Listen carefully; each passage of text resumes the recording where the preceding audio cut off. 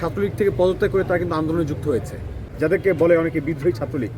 আসলে এমন বাংলাদেশকে চেয়েছিলাম, এমন ঢাকা বিশ্ববিদ্যালয়কে চেয়েছিলাম। জুলাই অভ্যুত্থানে কিন্তু অনেক ছাত্রলীগ কর্মীরা তারা কিন্তু বিবেকের তাড়নায় অনেকে ছাত্রলীগ থেকে পদত্যাগ করে তারা কিন্তু আন্দোলনে যুক্ত হয়েছে। তারা অধিকার সংগ্রামে তারা একসাথে লড়াই করেছে, ছাত্রলীগের বিরুদ্ধে লড়াই করেছে, জীবনের লড়াই করেছে, যাদেরকে বলে অনেকে বিদ্রোহী ছাত্রলীগ। তাদেরকে স্টিল আমি দেখেছি অনেকে এখন ছাত্রলীগ ট্যাগ দিয়ে তাদেরকে ব্যাশিং করে, কিন্তু আসলে তারাও তো হচ্ছে একটা বড় ভূমিকা রাখছে।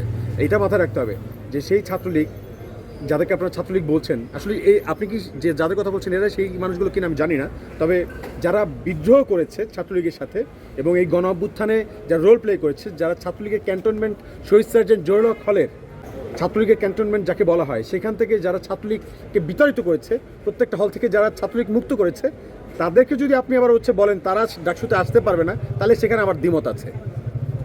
তাদের অধিকার আছে, 100% অধিকার আছে, এবং তাদেরকে আমাদের ওই সম্মানটা দিতে হবে যে তারা যদি ওই ভূমিকাটা না রাখতো, তারা যদি কোনোভাবে ওইখানে না করতো, তাহলে হয়তো আজকে বাংলাদেশে এই গণ অভ্যুত্থানটা ঘটতো না।